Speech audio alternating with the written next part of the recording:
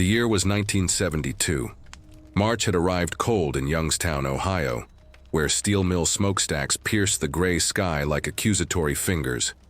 Ashley Sella worked the night shift at St. Michael's General Hospital, a building that smelled perpetually of boiled potatoes and iodine, where fluorescent lights hummed their anxious song above linoleum floors worn smooth by decades of suffering.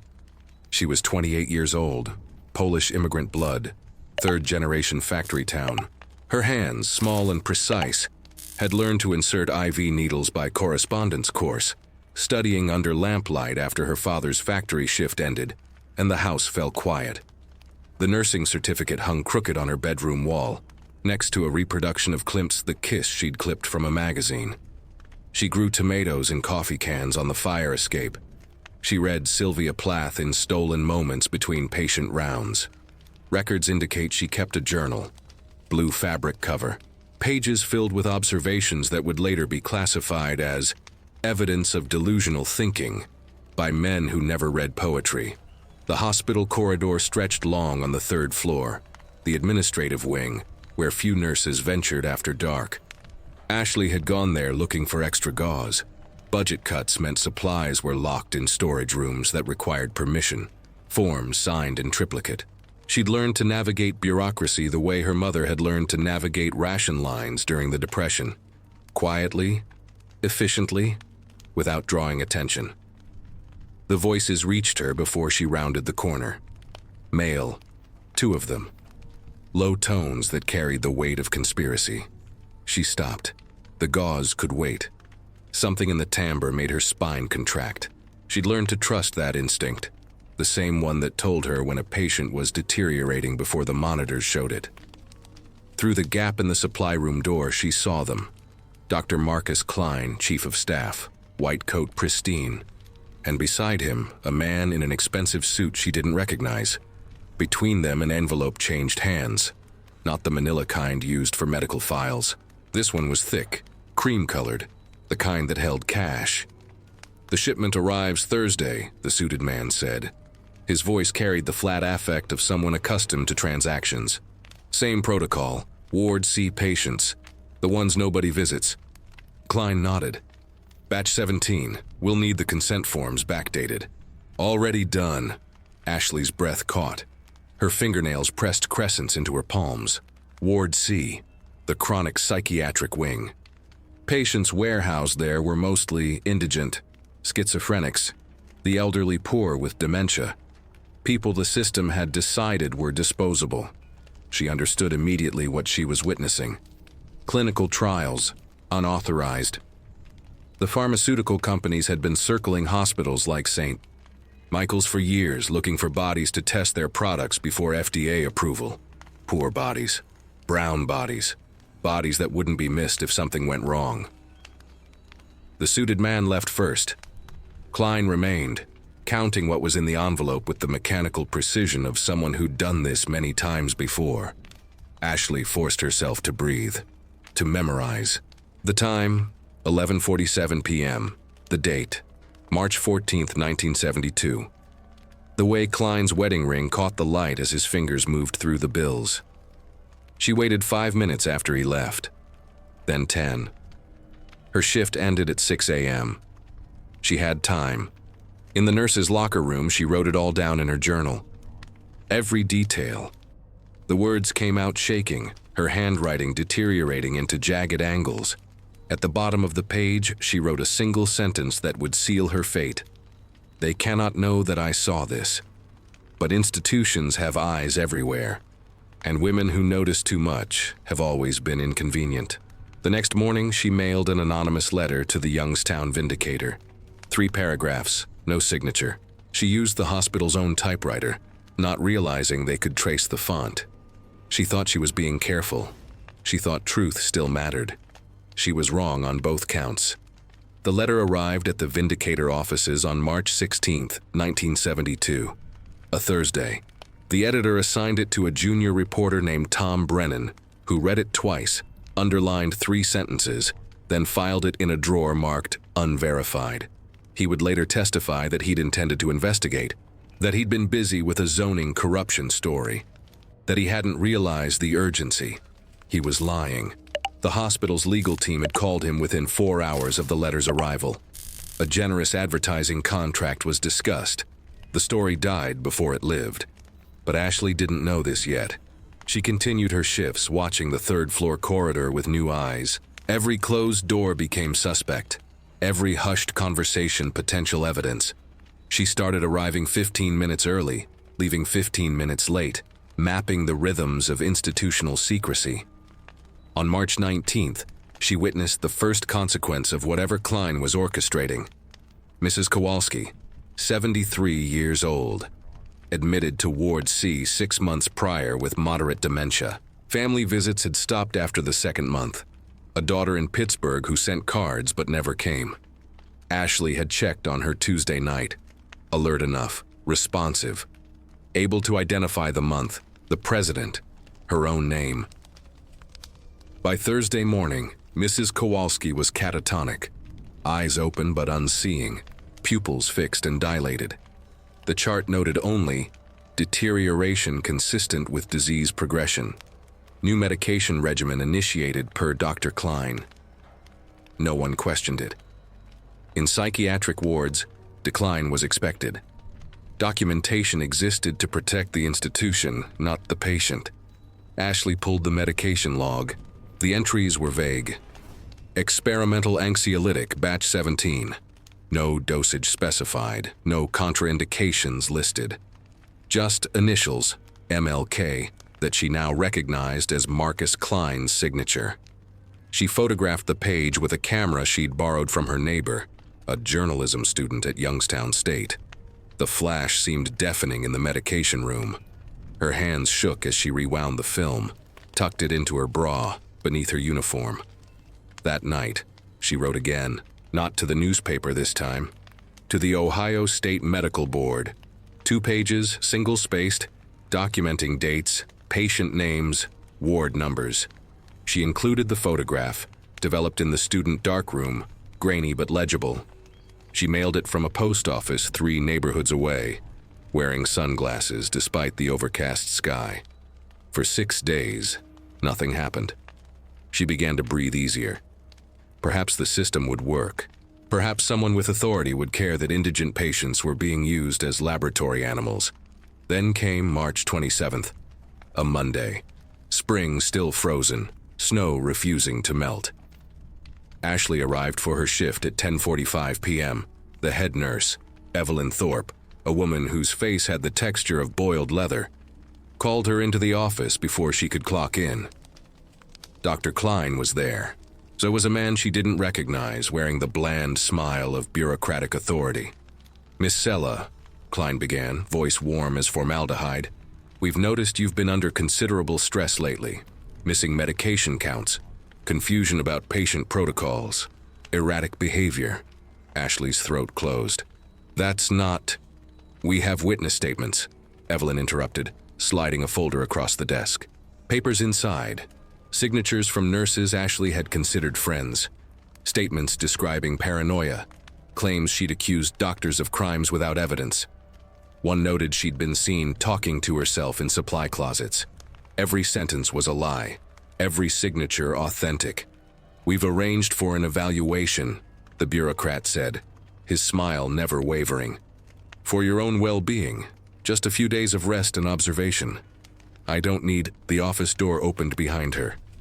2 men in white coats, orderlies, the kind employed not for medical skill but for muscle mass and moral flexibility. "This is for your protection, Miss Sella," Klein said, standing. "You've become a danger to yourself and potentially to patients. The State Psychiatric Review Board has been notified. Temporary commitment, 72 hours for assessment." Ashley tried to run. The physics of the situation made it impossible. The orderlies moved with practiced efficiency. Her arm twisted behind her back, not violently, just firm enough to hurt, firm enough to communicate the futility of resistance. In the hallway, other nurses watched. None spoke. Eyes that had shared cigarette breaks with her now studied the floor tiles with sudden fascination. The ambulance waited at the service entrance, no sirens, no lights. just a white vehicle that could have been transporting laundry or corpses with equal discretion. As they loaded her inside, Ashley screamed one sentence. "This isn't madness! I saw what you're doing!" The door slammed. The lock engaged. Through the small window, she watched St. Michael's Hospital recede into the March darkness, its windows glowing like the eyes of something that had just fed. The ambulance drove north, away from Youngstown, toward Syracuse, toward Ashford, toward the place where voices went to die. The Ashford Psychiatric Institute announced itself not through signage, but through silence. The kind of silence that swallows sound before it can form. The ambulance tires crunched over gravel that hadn't been raked in years. Past iron gates rusted into permanent openness, their hinges seized by decades of disuse and indifference. Ashley saw it through the small window. March 28, 1972. 4:17 a.m. A Victorian fortress of red brick and limestone, erected in 1892 when optimism still infected the field of psychiatry. Now it squatted on a hill outside Syracuse like something cancerous, surrounded by pine forests dense enough to muffle screams. 6 stories. Barred windows reflecting nothing. A cupola at the center that might once have been beautiful. The building looked tired, as if it had consumed too many souls and grown bloated with the work. They unloaded her at a service entrance. No main lobby, no reception area with magazines and artificial plants.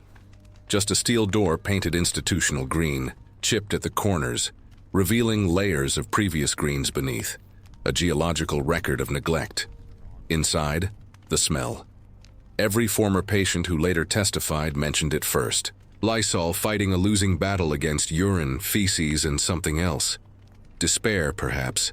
Fear sweated through pores and never fully aired out. The ventilation system wheezed asthmatically, pushing the stench from corridor to corridor like a respiratory disease. Nurse Thorpe processed her intake. The woman had traveled separately, arriving before Ashley with the pre-signed commitment papers. Thorpe's efficiency bordered on the mechanical. Empty your pockets. Remove your jewelry. No, the wedding band too. Nothing sharp, nothing personal. Ashley had no wedding band. She handed over a small gold cross her grandmother had given her. Thorpe dropped it into a manila envelope without ceremony. It made a tiny sound hitting the bottom, like something drowning. "Name," Thorpe said, pen poised above a ledger. "Ashley Sella, you know my name, you work with patient number 47219. Ward D diagnosis, acute hysterical psychosis with paranoid delusions." Thorpe's voice held no inflection. She could have been reading a grocery list. Hair length 5'6", weight 128 pounds. Distinguishing marks, none relevant. The reduction happened that fast. Name to number, person to diagnosis, identity to inventory. 2 attendants, male, expressionless, necks thick as tree trunks, escorted her through corridors that seemed designed by someone who understood labyrinths. Turn after turn, stairs descending, lights flickering, pipes running exposed along ceilings, dripping condensation that left dark stains on walls pocked with holes that might have been fists or heads. Ward D occupied the basement level, the deepest point, where heat rose from above but never quite arrived, leaving the air perpetually damp and 48 degrees. Where windows existed only as memory, bricked over during some past renovation meant to prevent escapes. The day room held approximately 40 women. Ashley counted later, when her mind could process counting again. Some sat motionless in chairs whose vinyl upholstery had split and been repaired with duct tape. Others shuffled in circles, mapping infinity on linoleum squares. One woman stood facing the wall, forehead pressed against brick, whispering numbers in descending order from 1,000. All wore identical gray smocks, cotton, thin, no pockets, no drawstrings, nothing that could be fashioned into hope or weapon. An attendant handed Ashley hers. "Change, here. There's no privacy screen." The laugh was short, cruel. "Privacy's for people, sweetheart. You're a patient now." She changed, facing the wall. Behind her, 40 pairs of eyes watched or didn't. The smock hung loose, the fabric scratched. No undergarments permitted. The institutional reasoning, suicide prevention. The actual purpose, humiliation. Remind them they own nothing. Not even the body they inhabit. A voice beside her, barely audible. Don't drink the water after lights out. Ashley turned. The woman was young, perhaps 25. Hispanic features, eyes that had seen too much and recorded it all with the precision of someone who knew documentation was survival. What? The water, after 9 p.m. They add something. Makes you compliant. The woman's lips barely moved. Prison rules applied here. My name was Rosa. Now I'm 39107. Diagnosed nymphomaniac. Real crime. Reported my priest for touching altar boys. Ashley's breath caught. How long? 17 months. There's a woman upstairs, Ward C, been here 9 years. Diagnosed hysteric. Real crime. Witnessed her husband's business partner embezzle. He had her committed. Kept the company. A hand clamped on Ashley's shoulder. Male. Heavy. No talking between patients. House rules. The attendant's breath smelled like cigarettes and something rotting. You'll learn. He steered her toward a cell. They called them rooms, but cells told the truth. 10 by 8 feet.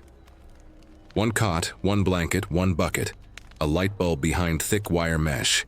The door had no interior handle. 72-hour observation, the attendant said. Then evaluation. Then we decide how crazy you really are. The door closed. The lock turned. A sound like a period at the end of a sentence. Ashley sat on the cot. The mattress was 2 inches of foam over metal springs. The blanket had someone else's smell trapped in its fibers. The walls were concrete, painted white decades ago, now gray with time and handprints. She thought about Mrs. Kowalski, about Ward C in Youngstown, about pharmaceutical companies that needed bodies for testing and institutions that needed money for operating. She thought about Rosa. 9 years, 17 months, 72 hours, they'd said. From somewhere above, a scream. Then silence. Then the scream again, weaker. Then nothing. Ashley lay down, stared at the ceiling, counted the cracks. Somewhere in the building, a door slammed. Keys jingled. Footsteps approached, then receded. This was Ashford. This was where inconvenient women came to be forgotten. And Ashley had just become the newest entry in a catalog of erasure. The evaluation occurred on day 4, March 31st, 1972. Dr. Harlan Voss presided, a man whose reputation preceded him like the smell of formaldehyde. 63 years old, graduate of Johns Hopkins, 1933. Studied under physicians who'd practiced lobotomies as casually as dental cleanings. His office occupied the 5th floor, as far from the patient wards as architecture permitted. Ashley sat across from him in restraints, leather cuffs, standard protocol for agitated patients, though she hadn't raised her voice once. Tell me about the conspiracies, Miss Sella. Voss didn't look up from his notepad. His pen moved in scratches that could have been writing or could have been predetermined. There are no conspiracies. I witnessed pharmaceutical testing without consent. I have evidence. Evidence. He wrote something. Your nursing supervisor reports you've been stealing medication logs, photographing confidential documents, harassing physicians with baseless accusations. That's not... I was documenting crimes. Paranoid delusions with persecution complex. His pen scratched faster. Classic hysteria. Female patients of childbearing age often develop elaborate fantasies when professional ambitions exceed realistic. I graduated top of my correspondence program. My evaluations were exemplary. Overachievement masking deep-seated inadequacy. Compensatory behavior. He looked up finally, eyes like wet stones. Miss Sella, your family history indicates instability. Mother experienced postpartum melancholia. Father's drinking, immigrant stress, genetic predisposition to mental fragility. Every word he spoke was extracted from a file she'd never seen, compiled by people she'd never met, shaping a narrative that erased the woman she actually was. I need to speak to a lawyer. I have rights. You signed voluntary commitment papers. I didn't sign anything. Voss slid a document across the desk. Her signature. Perfect forgery or possibly authentic from some hospital form she'd signed months ago. Lifted and transferred. The date read March 27th. The commitment was classified as voluntary self-admission for psychiatric crisis. "You're here because you asked for help," Voss said. "The state is providing that help. When you're well enough to recognize your illness, we'll discuss release." The catch-22 was elegant. Insist on sanity, proof of delusion. Accept the diagnosis, proof of illness. There was no position from which truth could be spoken. "I want to contact my family." Letters are permitted after the observation period. Supervised, naturally. "We can't allow patients to spread their delusions to vulnerable relatives." April 3rd, 1972. They transferred her to the box. Officially, Sensory Regulation Chamber. A therapeutic space designed by Voss himself, described in a 1968 paper presented to the American Psychiatric Association as corrective environmental restructuring for hysterical pathology. In practice, a concrete cell, 2 meters by 3 meters. No windows, no furniture. A drain in the center of the floor. Walls painted white but visible only when the single light bulb, 40 watts, behind wire mesh, was illuminated, which was seldom. The door sealed with a rubber gasket, soundproof. When it closed, the silence wasn't absence of noise. It was presence of nothing. A void that pressed against eardrums until they invented sounds to fill it. Heartbeat becoming thunder, breath becoming hurricane. They fed her twice daily. Oatmeal, gray, lukewarm. Bread that might have been fresh last week. Water in a paper cup that dissolved before she finished drinking. Calories calculated to maintain life, but prevent strength. 800 per day. Malnutrition is medicine. The first week, Ashley counted time by meals. Breakfast meant morning. Dinner meant evening. She exercised, push-ups, squats, walking the perimeter. Kept her mind active reciting poems. Plath. Sexton. "I am not what I am." The second week, the light stopped following a pattern. Sometimes on for hours. Sometimes off for what felt like days. Her circadian rhythm shattered. Sleep came in fragments. Dreams bled into waking. She forgot which was which. Week 3, the weight loss became visible. Hip bones protruding, ribs countable through skin. Her period stopped. The body, smart enough to recognize crisis, shut down non-essential functions. Reproduction was luxury. Survival was negotiation. She talked to herself. Not madness. Strategy. The sound of her own voice proved she existed. "My name is Ashley Sella. I am 28 years old. I was born in Youngstown. My mother's name is Maria. I like tomatoes. I read Sylvia Plath. But saying it enough times made the words lose meaning, like repeating a word until it becomes just sound. Ashley. Ashley. Ash. Lay. Nonsense syllables. The walls wept condensation. She licked moisture from concrete when thirst became unbearable. The water tasted like rust and old pain. April 28th, day 25. Ashley found it. The wall behind where she slept had a crack. Hairline, barely visible even when the light was on. But her fingers, exploring in darkness, felt it. Felt something else. Paper. Wedged deep into the crack. Old, brittle. She worked it free over hours, days maybe. Time had stopped being linear. When she finally extracted it, held it up to the light during one of the illuminated periods, she saw handwriting. Faded. Blue ink gone gray. A fragment of a letter. "Not mad. They say I am, but I am not. Dr. V performed procedure without consent. Cannot remember Tuesday. Pain in skull where they drilled. Others here too. Women like me. We were witnesses. We knew too much. This is not hospital. This is..." The text ended mid-sentence. Torn or degraded by time. Ashley's hand shook. Not from weakness. From recognition. She wasn't the first. The box had held others. Women who'd seen what they shouldn't have seen. Known what they weren't permitted to know. How many? How far back did this go? She pressed the paper against her chest. Evidence. Proof. Communion with the ghosts who'd occupied this cell before her. Women whose names had been replaced by patient numbers, whose bodies had been used and discarded. The light went out. Darkness again. Complete. Suffocating. But Ashley wasn't alone anymore. The dead women whispered from the walls. Not supernatural. Just memory. Just the accumulated weight of institutional violence pressing through concrete. She whispered back, "I'll remember you. I'll remember all of us." Outside the box, somewhere in the vast machinery of Ashford, doors opened and closed. Patients screamed or didn't. Doctors made rounds. Files were updated. A system functioning exactly as designed.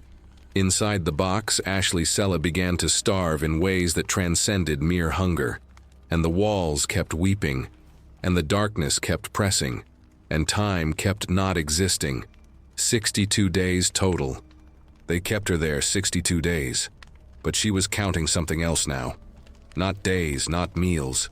She was counting crimes, filing them in her mind with the precision she'd once used for patient charts. Because if she survived, and survival was no longer guaranteed, someone would need to testify. Someone would need to remember what the institution wanted forgotten. Day 47 in the box, May 19th, 1972. Though Ashley had stopped trusting her own calendar. The mind plays tricks when sensory input reduces to nothing, when darkness becomes default and light becomes anomaly. Her weight, approximately 98 pounds, down from 128. The body cannibalizing itself, consuming muscle for fuel, shrinking inward like a star collapsing. Her mind, fragmenting. But not the way Voss would have diagnosed. She was fragmenting strategically, deliberately, creating separate compartments for different realities. One compartment held the woman she'd been. Ashley, who grew tomatoes, who read poetry, who believed in justice. Another held the patient number 47219, who learned institutional survival. A third held something else, something sharp and observant, recording everything for future testimony. Dissociation as resistance, madness as method. The voices started around day 35. Not hallucinations. Not exactly. More like conversations with absent presences. The women who'd been in this cell before her. She'd found 3 more fragments of writing in the walls. Different handwriting. Different decades, possibly. Fragment 2, behind the drain. Name Catherine Howell, committed 1958. Witnessed embezzlement, state funds, mental health department. They are testing drugs here. Blue pills cause seizures. White pills cause... The text dissolved into water damage. Fragment 3, near the ceiling corner she could only reach by standing on tiptoe. I wasn't sick. Husband wanted new wife. Cheaper than divorce. Doctor friend signed papers. Been here 4 years, Margaret Fisher. If anyone finds this, remember me, remember me, remember. Fragment 4, the most recent, 1968. Lisa Tran, interpreter Vietnamese refugees. Heard military officials discuss massacre cover-up. 3 days later committed. Diagnosis: schizophrenia with violent tendencies. I have never hurt anyone. The violence is theirs. Ashley arranged the fragments in her mind like puzzle pieces, a pattern emerging. Ashford wasn't just a psychiatric institution. It was a disposal system. A place where inconvenient witnesses, whistleblowers, women who knew too much could be legally disappeared. Diagnosed, drugged, erased. The conspiracy she'd glimpsed in Youngstown was larger than pharmaceutical testing. It was structural, systemic. A network of institutions, doctors, officials who used psychiatry as weapon, diagnosis as imprisonment. On day 47, the hallucinations, or visions, or psychotic breaks, or prophetic insights, terminology depended on perspective, intensified. She saw Catherine Howell sitting in the corner, translucent, not quite there, mouth moving soundlessly. Or maybe Ashley's hearing had degraded. She couldn't tell anymore. They drilled into your skull, Ashley whispered. I found your note. What did they do to you?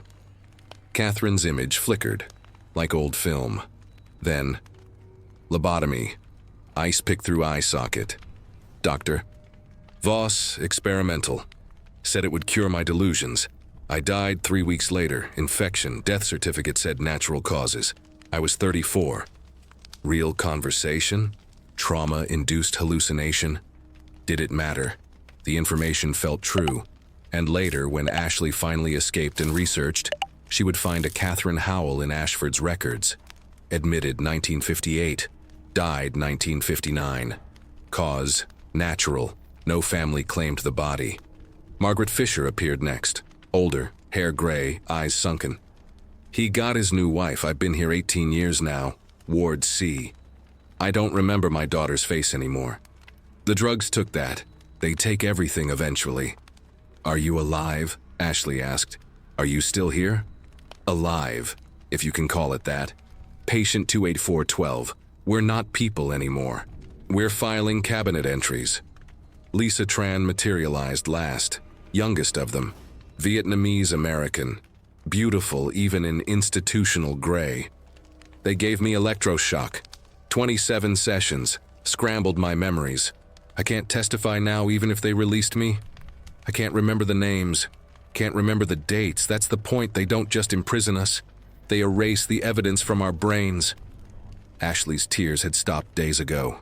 The body had no water to spare for crying, but something inside her contracted. Grief without tears, rage without energy. I'll remember for you, she whispered to the ghosts, real or imagined. I'll document everything. I'll survive this. Catherine smiled sadly. They all say that. The light went out. When it returned, hours, days, the ghosts were gone. Just Ashley and the walls and the accumulated weight of institutional violence. But she'd learned something crucial. The box wasn't designed to drive women mad. It was designed to make them forget. Sensory deprivation eroded memory, weakened the mind's grip on specifics. Can't testify without memories.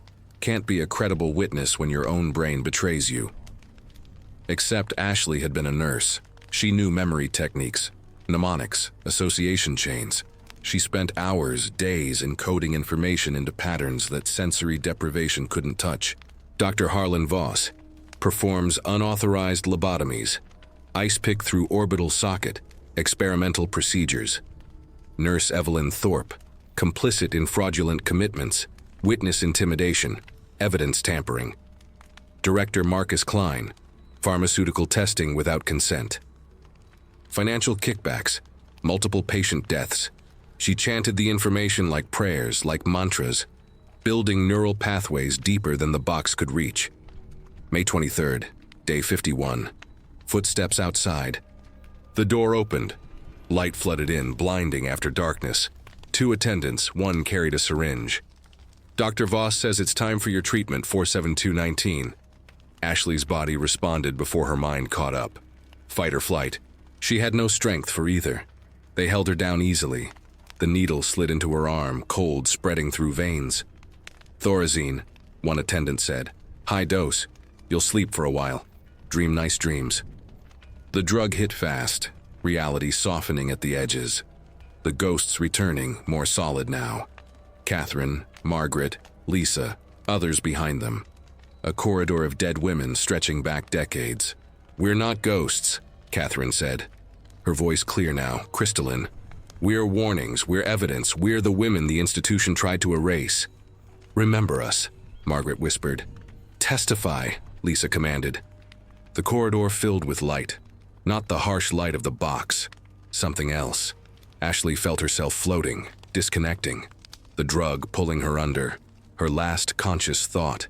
They're killing me, not quickly. Not obviously. But this is murder disguised as treatment. Then darkness. Different from the box's darkness. This was chemical, enforced. A darkness that came from inside, from neurons misfiring, from consciousness interrupted mid-sentence. When she woke, hours later. Days? She was back in the box, alone. The walls weeping their condensation tears. But scratched into the concrete near where her head had rested during the forced sedation. Fresh marks. Like someone had used a fingernail or small stone. They killed me too. Room 217, June 1972. Tell them, Clara. Ashley's blood froze. June 1972. That was next month. That was future. That was impossible. Unless time in the box didn't work linearly. Unless trauma opened perceptions that consciousness normally filtered. Unless. She pressed her palm against the scratches. They felt real, sharp, recent. Somewhere in this building, a woman named Clara would die next month. Room 217. Ashley had 42 more days in the box ahead of her, and a growing certainty that if she didn't escape, her name would join the list of ghosts warning future prisoners. The walls whispered, "Remember us. Remember us. Remember." She whispered back, "I will. I swear I will." The darkness pressed closer. The hunger deepened. The isolation continued its grinding work. But Ashley Sella was no longer just a victim. She was becoming a witness, a recorder, a living archive of crimes the institution thought it had buried. And archives, unlike ghosts, could testify in court. June 4th, 1972, day 62. The box opened, not for release, for transfer. Ashley could barely stand when the attendants extracted her, legs atrophied, vision struggling to process light after 2 months of controlled darkness. Weight, 92 pounds. The smock hung on her frame like burial shroud on skeleton. They carried her to Ward D, not gently. Efficiency without care. Deposited her on a cot in the communal sleeping area, 20 beds arranged in rows, close enough that women could hear each other breathe, far enough that touching required intention. Rosa found her first. Patient, 39107. 17 months had become 19 now. You survived the box. Not quite admiration in her voice, something more complex, recognition. Most don't come back the same. Ashley's voice emerged rusted. How many don't come back at all? 3 this year. Official cause, suicide. Actual cause, pick one. Starvation, dehydration, sepsis from untreated infections, or simple despair. Rosa's eyes held the flat affect of someone who'd witnessed too many erasures. You look like you've seen ghosts. Maybe I have. Over the following days, strength returned incrementally.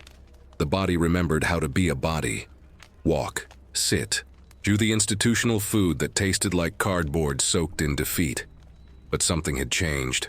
The box had stripped away whatever remained of Ashley's faith in official channels, legitimate process, the possibility that truth alone could save her. She needed evidence, physical, undeniable, the kind that couldn't be dismissed as delusion. Ward D held 43 women. Diagnoses varied: hysteria, nymphomania, moral insanity, melancholia, schizophrenia. But the common thread was visibility. Each woman had seen something, known something, or simply been something that threatened someone with power. Patient 28412, Margaret Fisher. The woman from Ashley's visions, real, alive, diminished, 61 years old now, 18 years institutionalized. She shuffled in circles, muttering numbers. Medication had carved away large portions of her cognition, but in rare lucid moments she remembered. "My husband," she whispered one night when Ashley sat beside her. "Richard Fisher, orthopedic surgeon, wanted to marry his surgical nurse. Committed me instead, cheaper than divorce. I knew where he hid money. Offshore accounts, tax evasion. I was going to testify in court." Her eyes focused briefly, sharp as broken glass. "They took my memories with electroshock, but I remember feelings. I remember being someone who mattered." Patient 33118, Dorothy Kern, 68 years old. Former accountant. Discovered embezzlement at the firm where she worked. 22 years at Ashford. No family, no visitors. Just existence measured in pills dispensed and meals consumed. Patient 40215, Sarah Brennan, 24 years old. Diagnosed nymphomaniac. Actual story. Gang raped by 3 men including a state senator's son. When she reported it, the senator had her committed. Sexually deviant behavior with paranoid accusations. She'd been here 11 months. They'd sterilized her in month 3. Therapeutic intervention for hypersexuality. Ashley documented everything. Not on paper, that would be confiscated. She memorized, created elaborate mental filing systems, each woman's story encoded in detail. She also searched for Clara. Room 217, the name scratched in the box, the warning from what seemed like the future. Room 217 existed. 4th floor, isolation wing. Patient 45521, Clara Whitmore, 29 years old, former journalist, investigated police corruption, committed 3 weeks ago under diagnosis of delusional disorder with grandiose ideation. Ashley managed to glimpse her once during a supervised corridor walk. Thin, bruised, eyes that held the particular terror of someone who'd just realized what happened to inconvenient women. They made eye contact for exactly 3 seconds before an attendant separated them. But 3 seconds was enough. Clara mouthed 2 words. "Help me." The network formed slowly, carefully. Women learned to communicate without speaking. A touch on the shoulder meant safe to talk. Eye contact held 2 seconds too long meant listen. Sharing food meant I trust you. Rosa became the connector. She'd been there longest among the younger patients, knew which attendants accepted bribes, which nurses felt guilty enough to look the other way, which doctors actually read patient files versus just signing prescriptions. "There's a storage room," Rosa whispered during a rare moment of privacy in the bathroom. "3rd floor, medical records. Old files they haven't digitized. If we could access it, we'd have proof," Ashley finished. "Names, dates, pattern of illegal commitments. Also dangerous. They catch us, it's the box, or worse." Worse than the box? Rosa's silence was answer enough. The plan developed over weeks. Patient 36609. Judith Ramos, pharmacist, committed for reporting pharmaceutical fraud. Could sometimes access the medication room during distribution. She'd steal blank prescription sheets. Patient 31914, Ann Sullivan, former locksmith's daughter, committed for kleptomania after shoplifting to feed her children. Could pick basic locks. But they needed timing, coordination, and they needed someone willing to risk everything. Ashley volunteered. She'd already survived the box, had already died in all the ways that mattered. What remained was just flesh and determination. July 12, 1972. Night shift. Attendant Morris worked Thursdays. He drank, which meant he slept. Nurse Chen supervised. She was sympathetic, turned her back when it mattered. Anne picked the storage room lock in 47 seconds. Ashley entered alone. Rows of filing cabinets. Decades of records. She had maybe 10 minutes. She found it in cabinet MZ, Margaret Fisher's file. Commitment papers signed by husband Richard and Dr. Harold Voss. Diagnosis, erotic mania. Treatment log, electroconvulsive therapy, 47 sessions. Notes in Voss's handwriting. Patient shows persistent belief in false accusations against husband. Memory disruption proceeding as planned. Clara Whitmore's file, 3 weeks old. Admission notes. Patient claims to be investigative journalist. Paranoid beliefs about police department. Dangerous to self and public order. Her own file. Ashley Sela, 47219. The diagnosis Voss had written. Acute hysterical psychosis manifesting as conspiracy delusions regarding medical establishment. Recommend indefinite commitment. Patient shows no insight into illness. High risk of violence if released. She photographed nothing, cameras were impossible. But she memorized. Specific words, exact phrasing. The handwriting styles, the signatures, voices in the corridor, footsteps. Ashley grabbed one more file, random. Patient 28816, Patricia Downing. Committed 1965, died 1967. Cause suicide by hanging. But the autopsy notes, barely legible, filed in error, showed bruising inconsistent with hanging. Manner of death, undetermined. Investigation, closed. Murder disguised as suicide. Evidence buried in misfiled paperwork. The footsteps grew closer. Ashley fled. Anne locked the door behind them. They returned to Ward D separately, hearts hammering. That night, Ashley shared what she'd found, whispered in darkness to the women whose stories she now carried. "We're not crazy," she said. "We're witnesses. And they're terrified of what we know." Rosa gripped her hand. "What do? We survive, we remember. And when the time comes, we testify." The next morning, Clara Whitmore was found unresponsive in room 217. Official cause: heart attack. She was 29 years old. No autopsy performed. Body cremated within 48 hours. Ashley stood at the window, watching smoke rise from the incinerator chimney. Another woman erased. Another crime buried. But this time, witnesses remained, and witnesses remembered. And memory, properly archived, became evidence that could outlive institutional power. The alliance solidified in grief, and in the dark corners of Ashford, women began planning not just survival, but escape. And more than escape, exposure. The walls had whispered warnings. Now they would scream accusations. But first, they had to live long enough to be heard. August 3rd, 1972. 5 months since Ashley's arrival, Clara Whitmore had been dead 3 weeks. Her cremated remains sent to no one, no family claimed, no funeral held. Just another filing cabinet closure. Patient 45521, deceased. Next case. But Clara's death had shifted something. The women of Ward D stopped pretending this was temporary, stopped believing that compliance meant eventual release. The illusion dissolved like sugar in rain. Ashley's weight had stabilized at 101 pounds. Still gaunt, but functional. She'd learned the rhythms of institutional life. Morning medication at 6 a.m.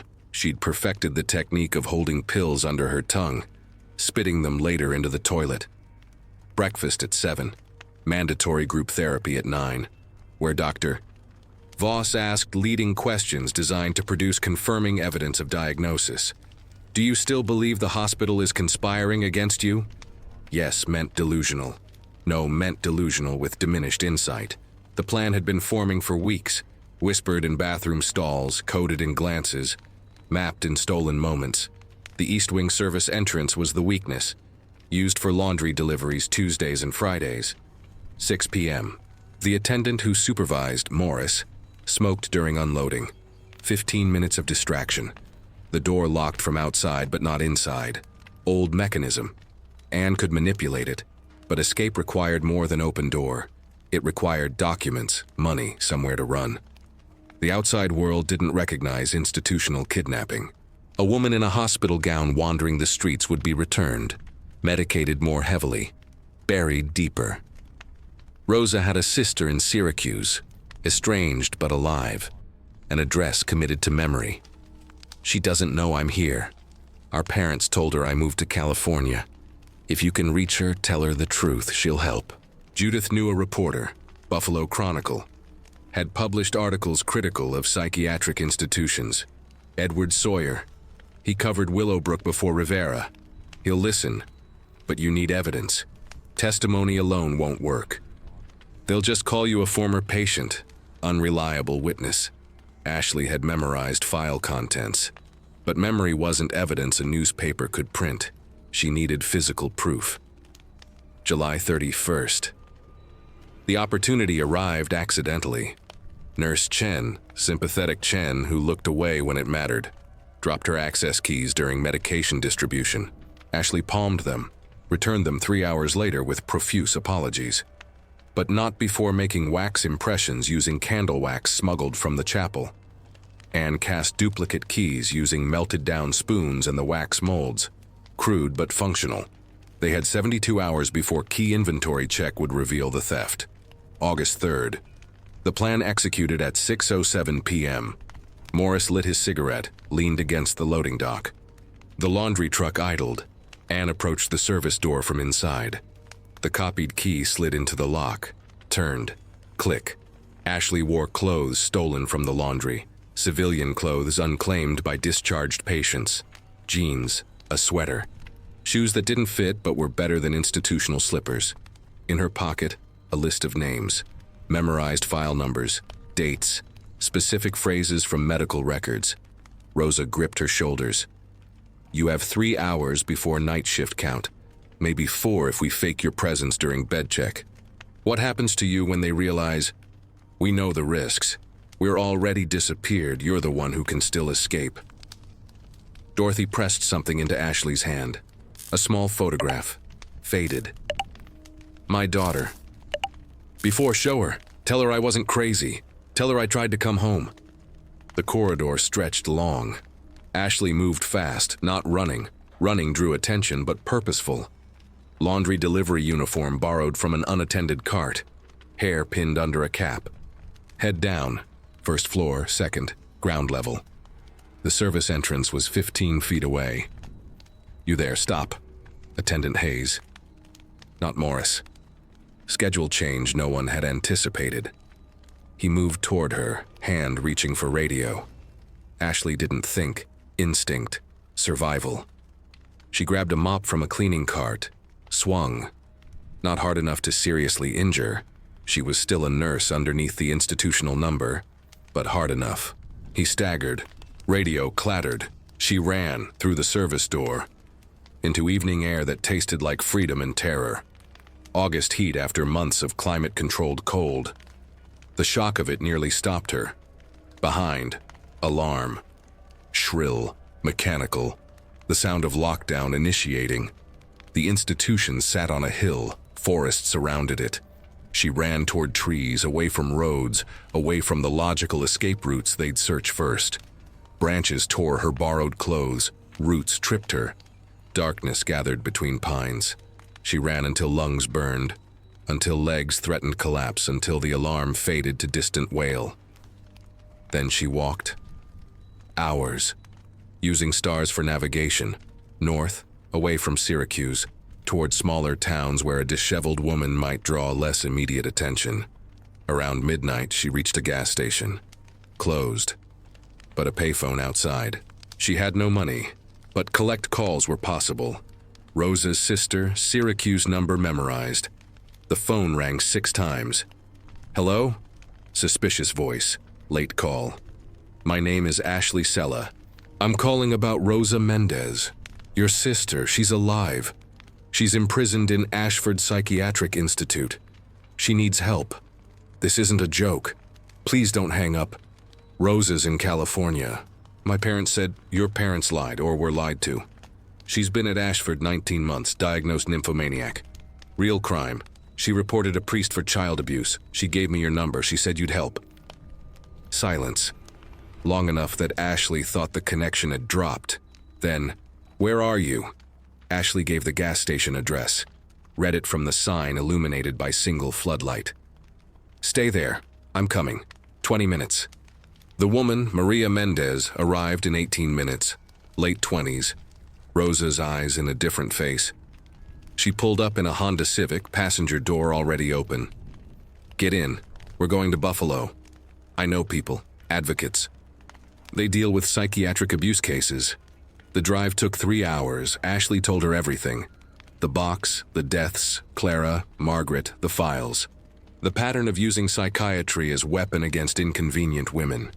Maria didn't speak, just drove. Knuckles white on steering wheel. Buffalo, a small apartment building. 4th floor.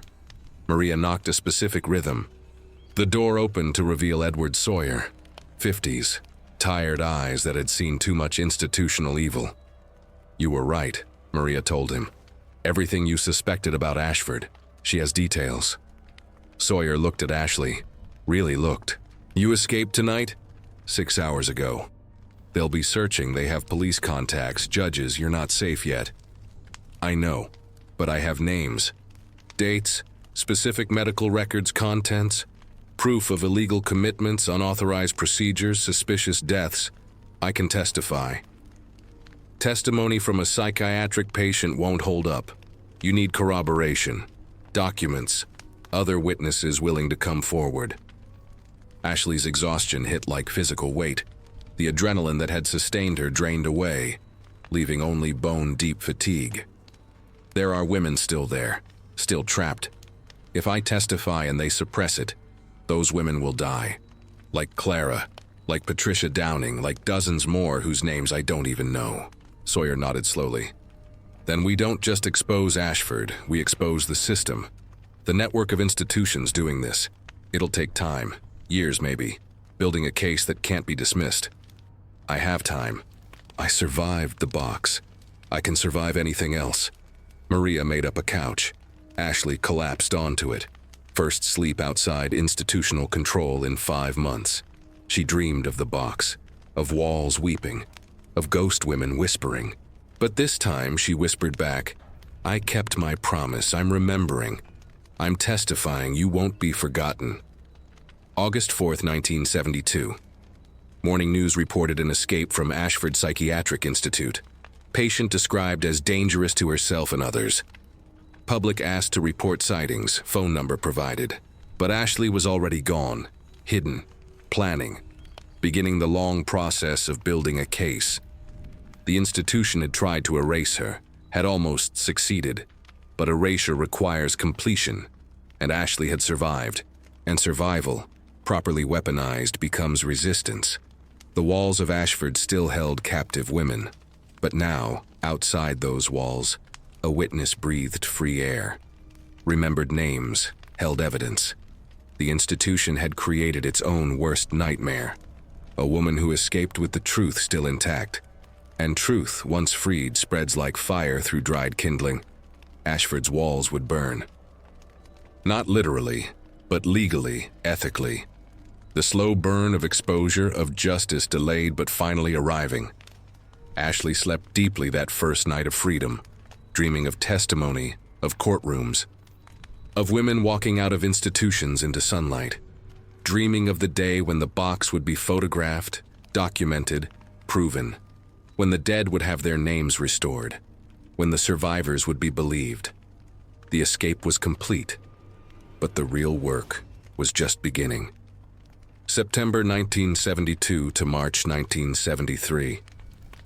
The outside world moved differently than the box. Time acquired meaning again. Seasons, dates, progression toward goals instead of endless repetition. Edward Sawyer worked methodically. Journalist instincts honed by decades of institutional investigations. He'd covered Willowbrook State School before Geraldo Rivera made it famous. Had documented abuse in orphanages, prisons, veterans' hospitals. Ashford was different, more sophisticated, better camouflaged.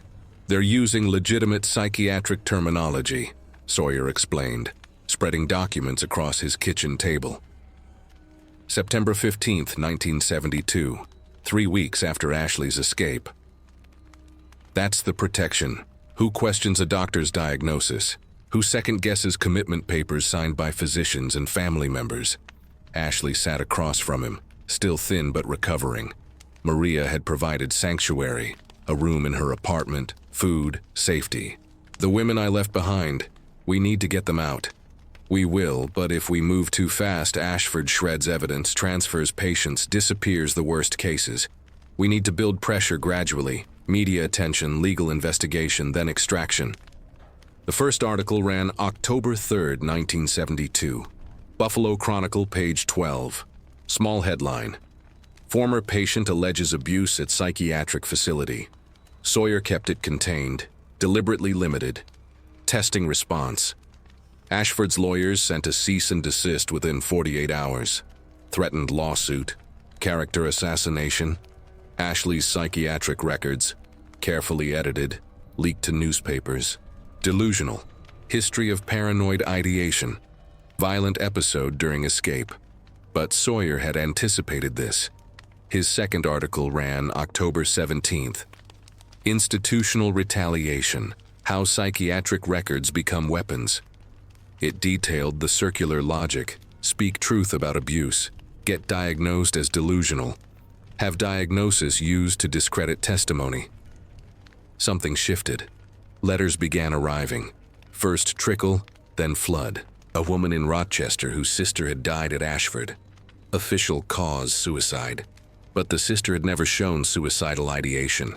Had written letters describing forced medication, unexplained procedures. A former nurse at Ashford who'd quit in 1969. Couldn't stay silent anymore. Confirmed experimental drug trials. Patients used without consent. Deaths unreported or misclassified. A family in Syracuse. Daughter committed in 1965 for promiscuity. Real reason. Pregnancy out of wedlock. She'd been sterilized within months. Now released but damaged. Memory gaps, tremors, the lasting effects of electroshock. By December 1972, Sawyer had 17 corroborating testimonies. Not enough for legal action. Statute of limitations, jurisdictional complications, institutional protections. But enough for sustained media pressure. January 1973. The New York State Department of Mental Hygiene announced a routine audit of Ashford. Translation: someone with authority was finally paying attention. Inside Ashford, panic spread like contagion among administrators. Ashley heard this later, from Rosa, who was eventually released. How files disappeared. How certain patients were transferred to other institutions. How Dr. Voss spent days shredding documents in his office, smoke from the incinerator running constantly. But institutions are bureaucracies. Bureaucracies generate copies. Records persist in unexpected places. A filing error means documents survive in the wrong cabinet. A clerk makes duplicates for personal insurance. A nurse keeps logs at home, evidence against the day she might need legal protection. The audit team arrived February 12, 1973. Federal investigators supplementing state review. Someone in Washington had gotten interested, possibly connected to post-Watergate sensitivity about institutional corruption, possibly genuine concern. Results were what mattered, not motivation. They found evidence, not everything Voss had been thorough, but enough. The box, undeniable. Medical records showing unauthorized procedures. Financial records indicating pharmaceutical company payments. Death certificates with suspicious patterns. Too many natural causes among women under 40. March 8, 1973. Ashford Psychiatric Institute suspended new admissions pending investigation. Dr. Harlan Voss placed on administrative leave. Nurse Evelyn Thorpe transferred to different facility. Director Marcus Klein, now revealed to be associated with Ashford through Shell Corporation ownership, resigned, but no arrests, not yet. Institutional law moved glacially. Evidence had to be ironclad. Testimonies coordinated. Prosecutors convinced that cases were winnable. Ashley met with New York Attorney General's office, March 15, 1973, exactly 1 year after she'd witnessed the envelope exchange in Youngstown. The symmetry felt intentional, though chance likely explained it. The prosecutor, Janet Morrison, 43, first female senior prosecutor in the office, listened without interruption. 3 hours of testimony. Ashley had prepared, had organized memories into chronological narrative, had learned to present horror without drowning in it. "This is actionable," Morrison said finally. "But we need the women still inside Ashford willing to testify. Can you get them to trust us?" Ashley thought of Rosa, Margaret, Dorothy, Sarah, the network of witnesses still trapped.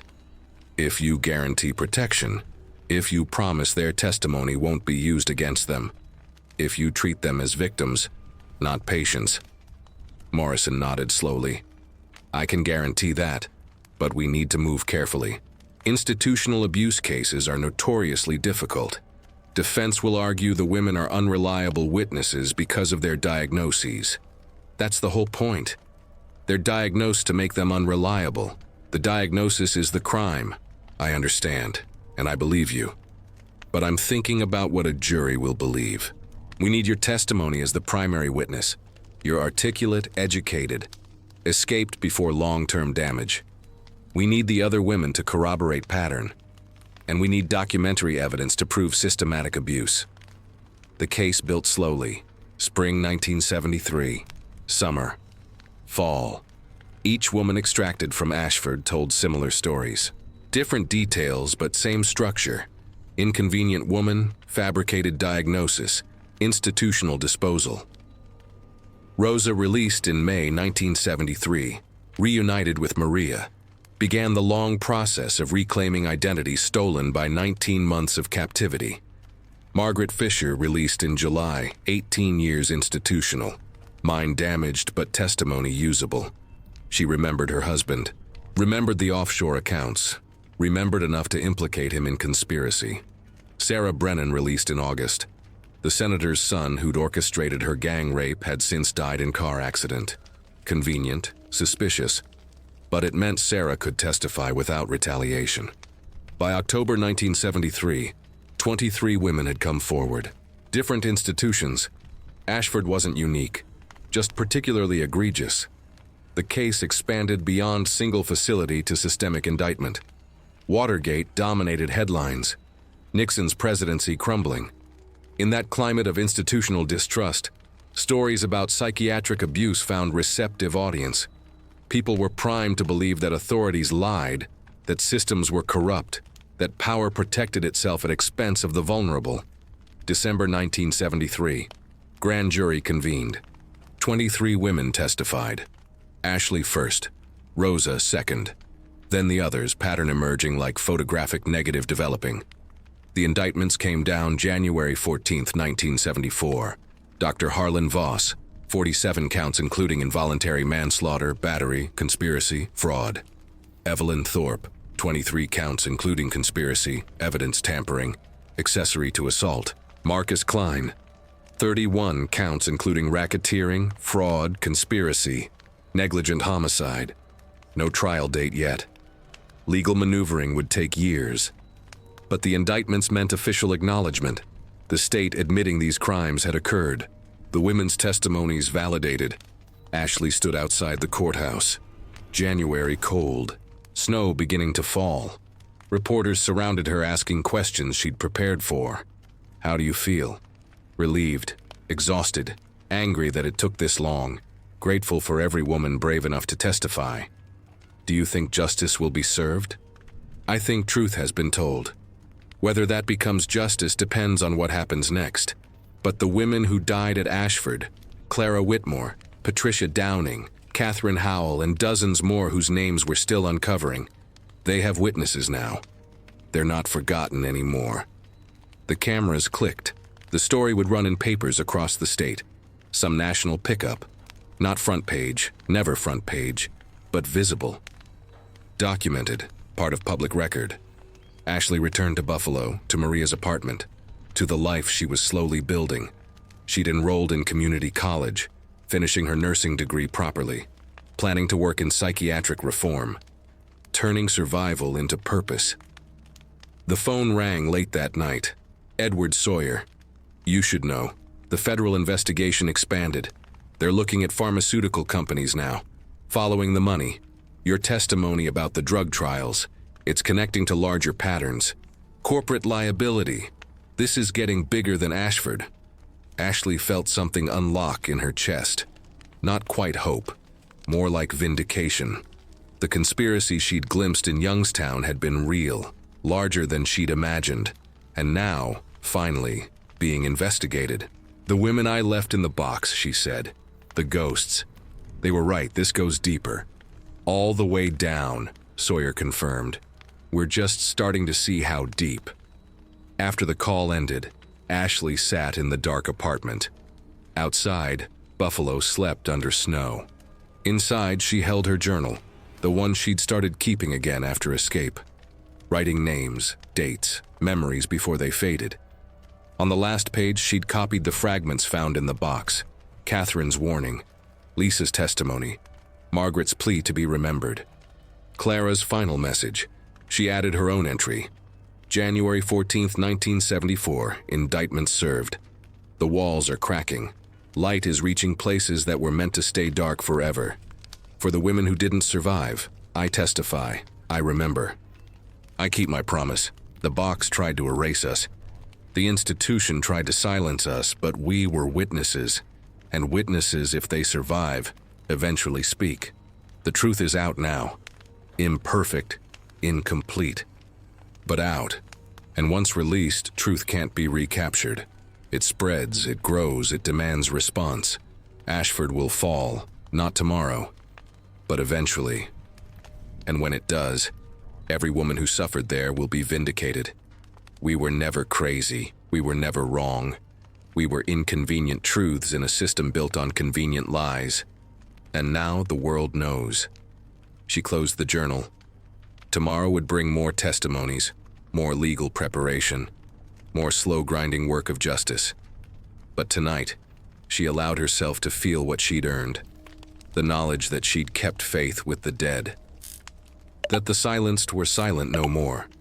The trial began October 7th, 2001, 29 years after Ashley's escape. 27 years of legal maneuvering, appeals, jurisdictional disputes, evidence gathering, witness protection, and institutional resistance finally culminating in a courtroom in Syracuse, New York. The delay wasn't accidental. Defense attorneys for Voss, Thorpe, and Klein had employed every tactical postponement available. Motions to dismiss, challenges to evidence admissibility, witness intimidation disguised as legitimate investigation, the machinery of institutional protection grinding slowly, attempting to exhaust plaintiffs into abandonment. But Ashley hadn't abandoned. Neither had the other survivors.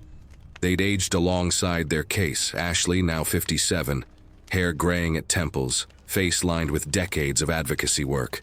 She'd become a psychiatric reform consultant, testified before state legislatures, published a memoir in 1989 titled The Box, A Survivor's Testament.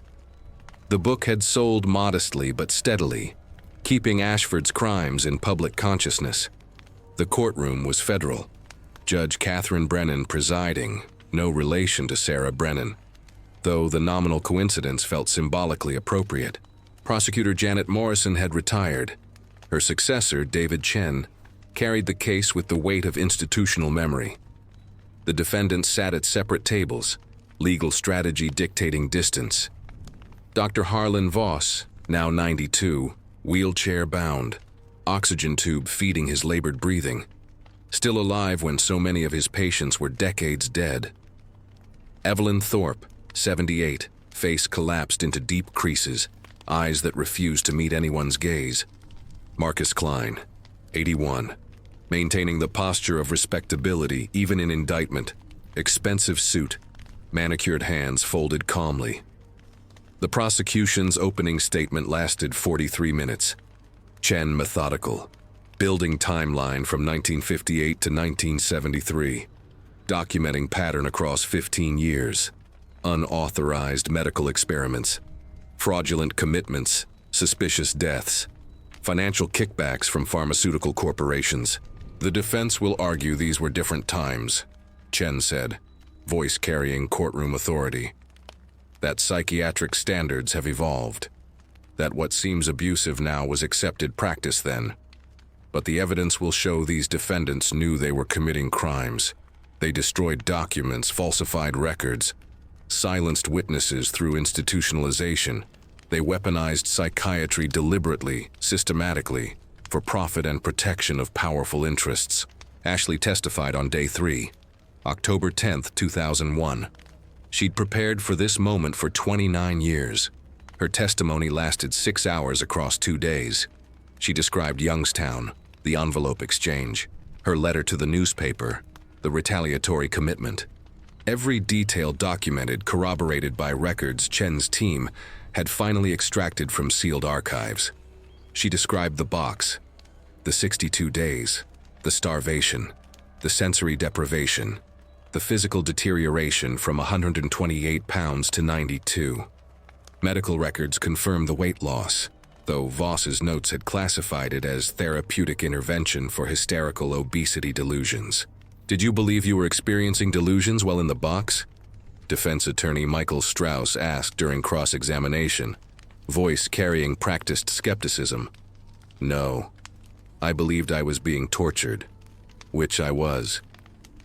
But you've described conversations with deceased patients, visions, hallucinations induced by isolation. I described psychological trauma manifesting as sensory phenomena, my mind creating companionship in total isolation. That's not delusion. That's survival mechanism. The delusion was the diagnosis used to imprison me. Strauss tried another approach. You were found to have stolen medication logs, photographed confidential documents engaged in paranoid surveillance of hospital staff. I documented crimes. That's not paranoia. That's witnessing. The exchange continued, Strauss attempting to paint Ashley as unreliable, her memories corrupted by trauma and time. But Chen's preparation held. Ashley remained consistent, detailed, unshakable. Rosa testified day 6. Margaret Fisher day 7. Her memory damaged but testimony powerful in its fragmentation. The gaps themselves evidence of what electroshock had stolen. Sarah Brennan day 8, describing the gang rape, the retaliatory commitment, the forced sterilization. 23 women total. Some dead now, their video depositions played for the jury. Voices from beyond grave testifying to institutional violence. The defense strategy centered on historical context. Standards were different. Psychiatric practice has evolved. These physicians acted within accepted parameters of their time. But Chen countered with internal documents finally unsealed. Voss's personal notes describing the box as punitive isolation, not therapy. Correspondence between Klein and pharmaceutical executives discussing expendable patient populations for drug trials. Thorpe's log noting falsified commitment papers per Dr. V's instruction. The evidence was damning, not circumstantial, not ambiguous. Direct documentation of conspiracy. The trial lasted 11 weeks. Defense called expert witnesses, psychiatrists who testified about historical context, evolution of medical ethics, the complexity of diagnosing mental illness. But prosecution countered with their own experts, with the physical evidence of the box. Photographed, measured, presented as Exhibit 47, November 20th, 2001. Closing arguments. Chen spoke last.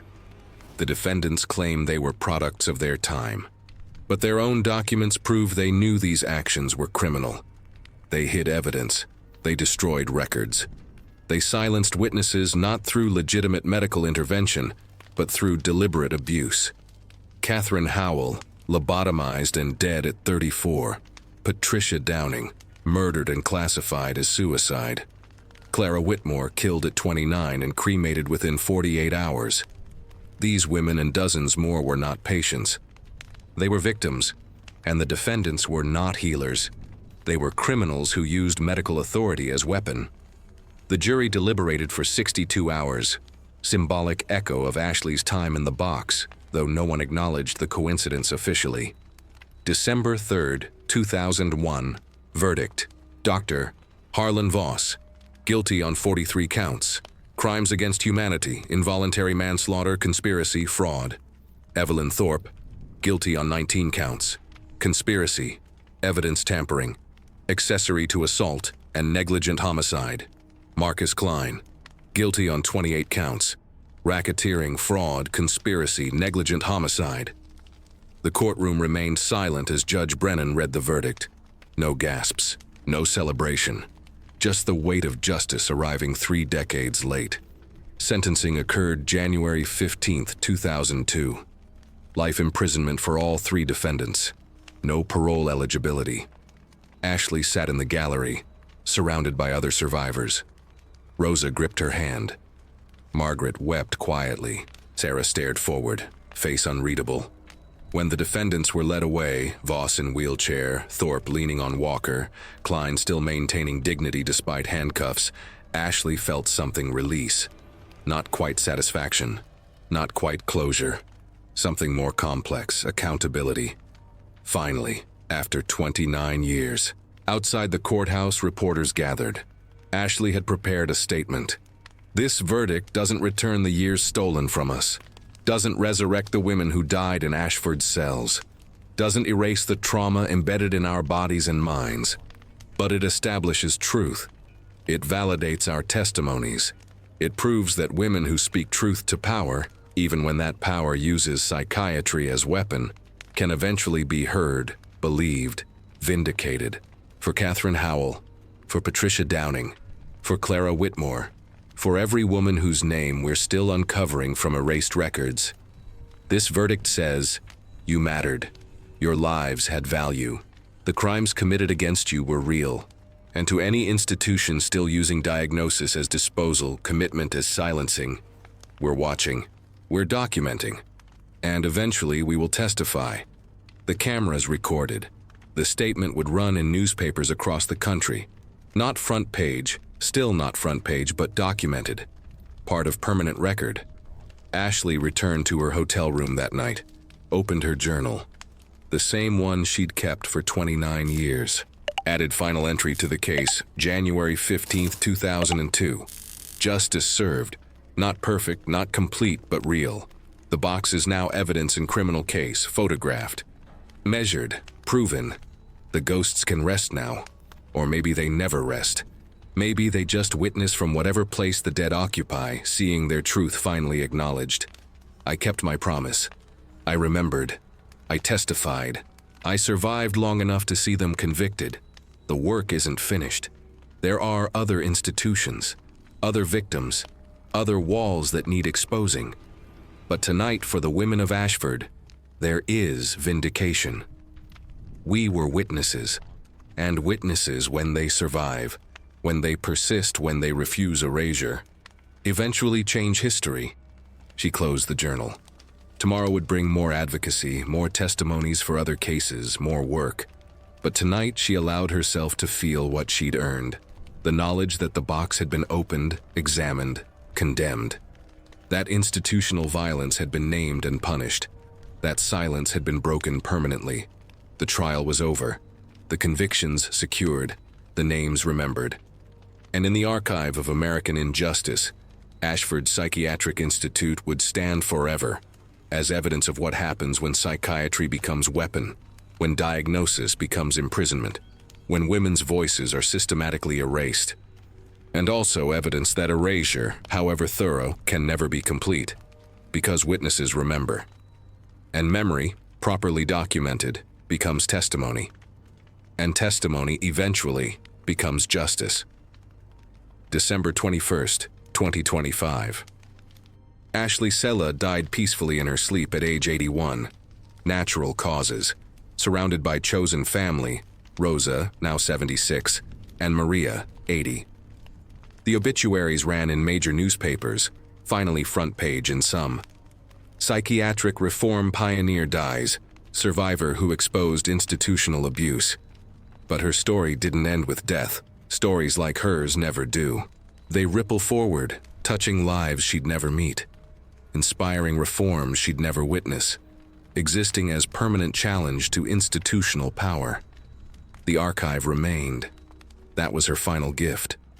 In 2003, 1 year after the convictions, Ashley had donated her papers to Cornell University's Division of Rare and Manuscript Collections. 47 boxes. Journals from 1972 onward. Correspondence with other survivors. Legal documents. Photographs of the box taken during trial evidence gathering. Medical records extracted through decades of Freedom of Information requests. Audio recordings of testimonies. Video depositions of women who died before seeing justice. The Ashley Sella collection became resource for historians, journalists, advocates, filmmakers. Graduate students wrote dissertations about institutional psychiatry using her documentation. Documentaries featured her testimony. Her memoir remained in print, taught in university courses on medical ethics, women's history, psychiatric reform. But the deeper legacy lived in policy change. In 2004, New York State passed the Psychiatric Patient Protection Act, nicknamed Ashley's Law. It mandated independent review of all involuntary commitments within 72 hours by non-institutional psychiatrists, patient right to legal representation at commitment hearings, prohibition of sensory deprivation as therapeutic intervention, mandatory reporting of suspicious deaths to external oversight boards, criminal penalties for falsified psychiatric diagnoses. Other states followed. By 2010, 37 states had enacted similar protections. Not perfect. Institutional abuse still occurred, but harder now. More visible, more accountable. The Ashford building itself became museum. In 2008, the Institute of Psychiatric Reform purchased the abandoned facility, preserved it as memorial and educational site. Visitors could tour the box, that 2 by 3 meter cell where Ashley had spent 62 days. Could read the fragments she'd found in walls, now protected behind glass. Could see photographs of the 43 women who'd testified, their faces restored to public memory. A wall of names listed every woman documented to have died at Ashford between 1958 and 1973. 73 names. Some marked suspicious circumstances, others simply marked forgotten until now. Catherine Howell, Patricia Downing, Clara Whitmore, and 70 others, no longer erased. The museum's mission statement, written partially by Ashley before her death: memory is resistance, documentation is defiance, witnessing is revolution. Here, we remember the women institutional power tried to erase. We document the crimes that bureaucracy tried to bury. We witness on behalf of those who were silenced, and we warn: vigilance is eternal. Abuse adapts. Power protects itself. Only sustained memory prevents repetition. Rosa became the museum's first director. She'd spent the years after trial becoming licensed social worker, specializing in psychiatric patient advocacy. She guided tours personally, telling her story and Ashley's, refusing to let the next generation forget. "This is where I spent 19 months, she'd tell visitors in Ward D, diagnosed nymphomaniac for reporting child abuse. This is where they took my name, replaced it with patient number 39107. This is where I learned that psychiatry could be weapon as easily as healing. And this is where I survived, with other women, forming alliances that eventually brought down the institution that tried to destroy us. The educational programs reached thousands. High school students, medical students, law students, nursing students, anyone whose profession might grant them power over vulnerable people. The warning was consistent. Authority without accountability becomes abuse. Diagnosis without appeal becomes imprisonment. Silence enforced becomes violence. The dead doctors left different legacies. Dr. Harlan Voss died in prison 2009, age 99. No obituary. No funeral. Body donated to medical school. Ironic endpoint for man who'd treated bodies as experimental material. Evelyn Thorpe died in prison 2011, age 88. Her daughter, estranged for decades, gave single interview to Buffalo Chronicle. "My mother was complicit in horror. I cannot forgive that. I can only witness it, name it, and commit to different choices." Marcus Klein died in prison 2015, age 95. His financial empire, built partially on pharmaceutical kickbacks, dissolved in legal settlements. The money funded psychiatric patient advocacy organizations. His name became synonymous with institutional corruption. But beyond individual consequences, the case established precedent. Institutions could be held accountable. Psychiatric abuse was prosecutable. Women's testimonies about institutional violence were credible, valuable, legally actionable. Other cases followed. Other institutions investigated. Other survivors found courage to testify, citing Ashley's case as template. By 2025, over 200 psychiatric facilities had faced legal action for abuses committed between 1950 and 1990. 47 resulted in convictions, hundreds more in settlements and policy changes. The work continued. Because abuse continued, it adapted, evolved, found new forms. Private psychiatric hospitals with financial incentives to extend stays. Immigration detention centers using psychiatric diagnosis to silence detainees. Nursing homes warehousing elderly patients with chemical restraints. The same patterns in different institutional clothing. But resistance continued too. Advocates trained in Ashley's methods document everything, build networks, testify collectively, persist beyond institutional patience for suppression. Ashley's funeral, December 28, 2025, drew hundreds. Fellow survivors, advocates, journalists, students whose dissertations she'd advised, filmmakers whose documentaries she'd consulted on. Rosa delivered eulogy. Ashley used to say she survived the box through memory, by holding on to names, dates, details when the institution wanted her to forget everything. including herself. She transformed survival into testimony, testimony into justice, justice into systemic change. But more than that, she taught us that witnessing is sacred duty, that remembering is political act, that speaking truth about institutional violence, even when that truth is dismissed as delusion, is revolutionary.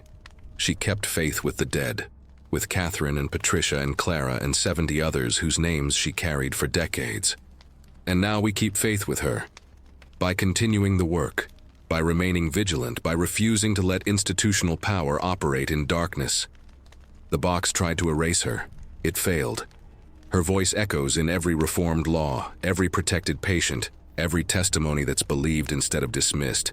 She was witness. And witnesses, when they persist, when they document, when they refuse silence, they change the world. The burial was private, small cemetery outside Buffalo. Her headstone simple: Ashley Sella, 1944-2025, nurse, survivor, witness. I remembered them all. But the legacy lived in the 47 boxes at Cornell, the museum at Ashford, the laws protecting psychiatric patients, the advocates trained in her methods, the documentaries featuring her testimony, the university courses teaching her case, the survivors who found courage through her example, and in something less tangible, but equally permanent, the cultural shift in how institutional claims were received, the healthy skepticism towards psychiatric diagnosis used to silence, the insistence on independent verification, the recognition that authority could lie, that institutions protected themselves, that the vulnerable needed structural protection against those who claimed to help them. On the wall of the Ashford Museum, in the room that once housed the box, a final quote from Ashley's last interview, recorded 3 months before her death. People ask if I've healed from the trauma. The answer is, trauma doesn't heal.